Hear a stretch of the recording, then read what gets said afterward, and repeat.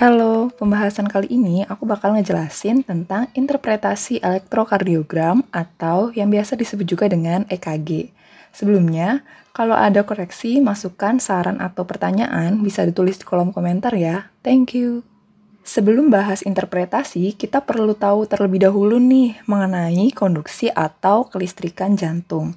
Jadi, konduksi jantung ini tersusun dari SA node atau sinoatrial node, kemudian antiventricular node atau AV node, kemudian ada bundle His, dan yang terakhir ada serabut Purkinje. Nah, untuk SA node sendiri disebut juga sebagai pemacu jantung karena memiliki laju aritmitas tertinggi yaitu 70-80 potensial aksi per menit atau bisa dikatakan sebagai 70-80 kali per menit.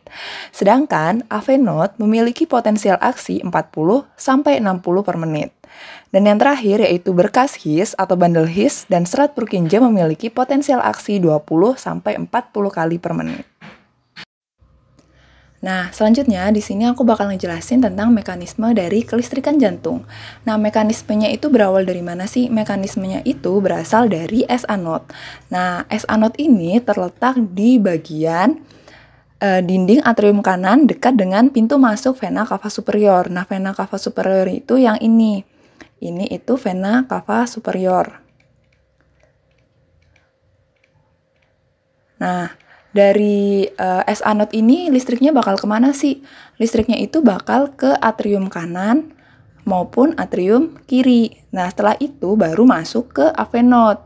Nah, AV node ini terletak di mana? AV node ini terletak di suatu berkas kecil sel-sel otot jantung yang terletak di dasar atrium kanan di dekat septum antar atrium. Nah, septum antar atriumnya itu yang ini. Septum itu apa sih? Septum itu pembatas. Nah, dari AV node ini bakal kemana sih listriknya? Dari AV node ini, listriknya itu bakal ke AV bundle atau bisa disebut juga dengan bundle His. Nah, bundle His ini terletak di septum antar vertical. Nah, ini kan ventricle kanan, yang ini ventricle kiri. Nah, si bundle His-nya itu berada di sini yang sebelum cabang. Nah, terus dari bundle His ini bakal kemana sih? Dari bundle His ini bakal ke serabut Purkinje. Nah, serabut Purkinje itu yang ini. Ini dinamakan dengan serabut Purkinje. Nah, serabut Purkinje ini terletak di mana sih? Jadi serabut Purkinje ini menyebar ke seluruh miokardium ventricle. Nah, itu nanti bakal yang menyebabkan si jantungnya itu bakal berdenyut gitu. Jadi mekanisme ini itu bakal menyebabkan jantungnya itu berdenyut. Nah, mekanismenya bisa dilihat di animasi gambar yang sebelah kanan ini. Nah, jadi mekanismenya itu akan seperti itu. Nah, untuk nge-review, untuk mekanismenya itu berasal dari yang pertama itu ada SA node. Nah, dari SA node ini bakal menyebar ke atrium kanan maupun kiri di miokardiumnya. Nah, dari sini bakal menuju ke AV node. Nah, dari AV node bakal ke bundle His. Nah, dari bundle His bakal menuju serabut Purkinje.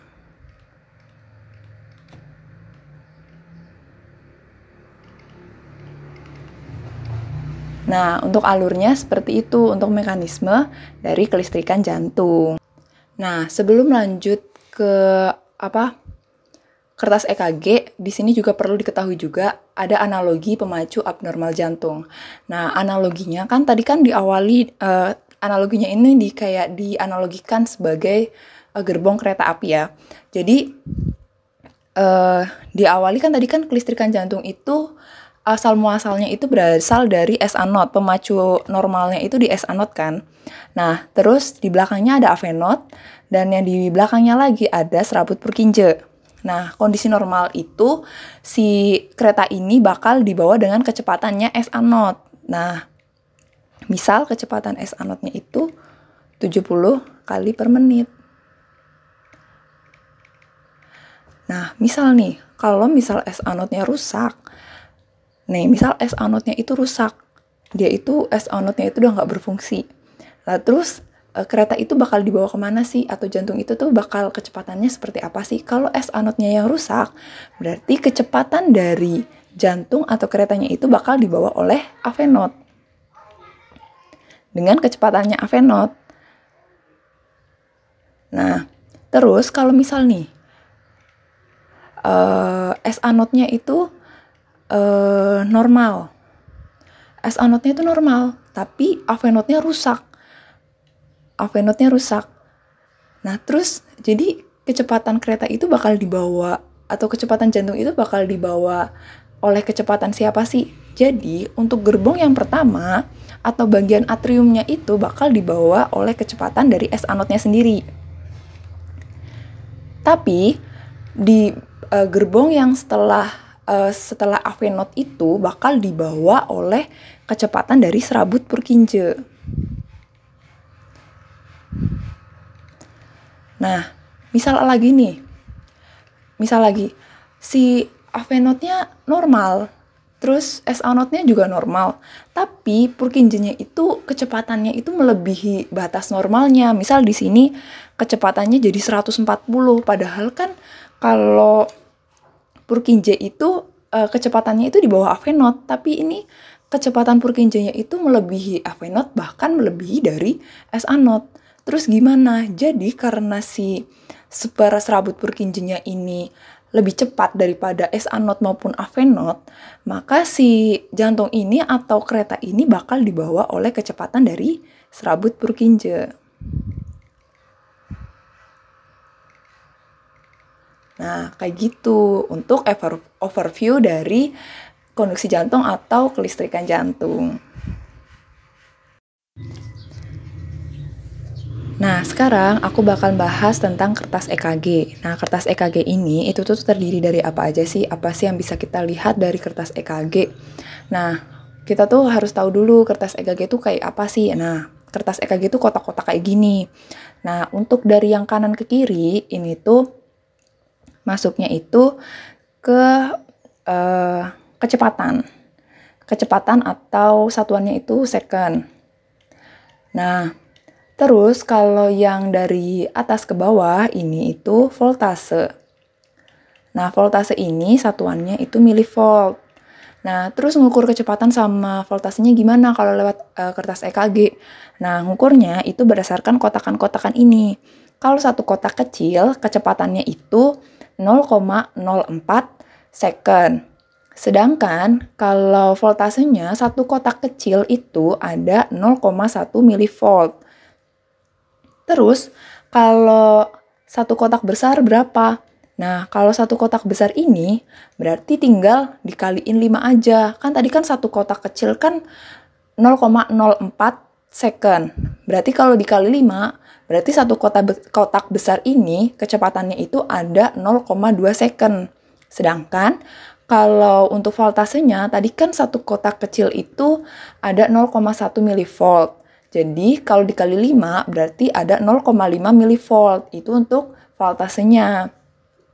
Nah, nanti di gambaran kertas EKG ini juga nanti ada gelombang P, Q, R, S, T, sama U.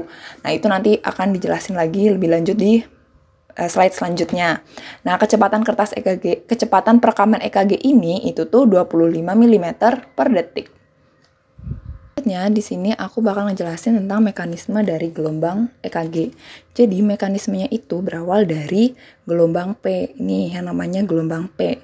Nah, gelombang P ini mencerminkan dari depolarisasi atrium.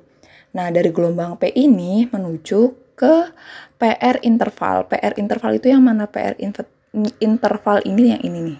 Ini namanya PR interval. Nah, kenapa nggak disebut dengan PQ? Kan P-nya ini deket sama Q. Nah, karena si defleksi Q ini itu kecil, jadi kadang tidak ada, dan sementara defleksi R adalah gelombang yang dominan, jadi disebut juga PR interval.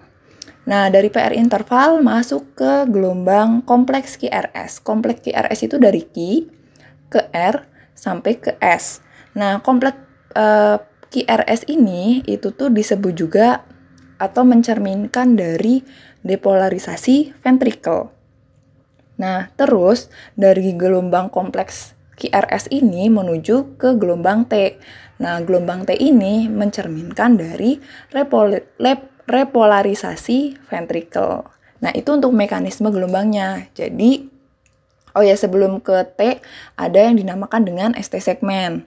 Nah, ST segmen itu apa sih? Jadi, ST segmen itu kondisi di mana saat ventrikel berkontraksi dan mengosongkan isinya gitu. Jadi, mekanisme gelombang EKG itu tuh urutannya itu dari gelombang P ke PR interval, terus ke QRS kompleks,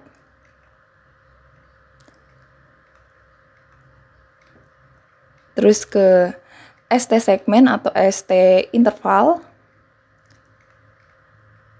ke gelombang, terus yang terakhir adalah gelombang T.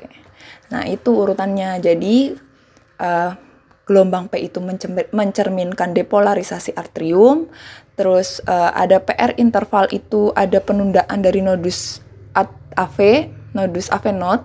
Nah, terus di kompleks QRS itu mencerminkan dari depolarisasi ventrikel, terus ada ST segmen atau ST interval itu menggambarkan ketika ventrikel itu berkontraksi dan mengosongkan isinya. Dan yang terakhir adalah gelombang T yang mencerminkan repolarisasi ventrikel. Nah, untuk mekanismenya secara lengkap atau nggak dilihat dari EKG-nya aja bisa dilihat di video ini ya. Nah, itu tuh lengkap dari EKG-nya, aortic pressure-nya, ventricular pressure-nya, atrial pressure-nya, terus ventricular volume, sama heart sound-nya. Tapi di sini kan aku cuma ngejelasin interpretasi EKG, jadi yang aku bahas cuma EKG-nya aja. Nah, selanjutnya sadapan EKG itu ada berapa sih? Sadapan EKG itu ada 12 lead. Nah, 12 lead ini terbagi menjadi 3. Yang pertama adalah standar atau bipolar limb lead. Nah, standar atau bipolar limb lead ini itu tuh terdiri dari lead 1, 2, dan 3. Nah, yang kedua ada augmented atau unipolar lead, di mana meliputi AVR, AVL, dan AVF. Nah, yang ketiga itu adalah unipolar precordial lead, di mana itu terdiri dari V1, V2, V3, V4, V5, V6. Nah, itu adalah sadapan-sadapan di EKG. Nah, nanti lebih jelasnya nanti aku bakal jelasin di slide berikutnya. Nah, ini itu ada gambaran dari sadapan-sadapan EKG-nya. Nah, gambarannya itu, ini untuk lead 1, itu tuh yang dari sini ke sini. Nah, untuk lead 2, itu dari sini ke bawah. Lead 3, dari sini ke sini. Itu tuh untuk gambaran sadapan bipolar. Nah, terus kalau sadapan unipolarnya itu yang mana? Nah, yang di bagian sini, itu tuh AVR atau right arm. Nah, kalau yang di bagian sini, itu AVL atau left arm. Terus yang di bagian bawah sini adalah AVF atau left leg. Itu untuk gambaran dari sadapan unipolar. Nah, kalau untuk sadapan unipolar precordial leads, itu tuh nanti disesuaikan dengan tempat pemasangan dari EKG-nya itu. Nanti terdiri dari V1, V2, V3, V4, V5, dan V6.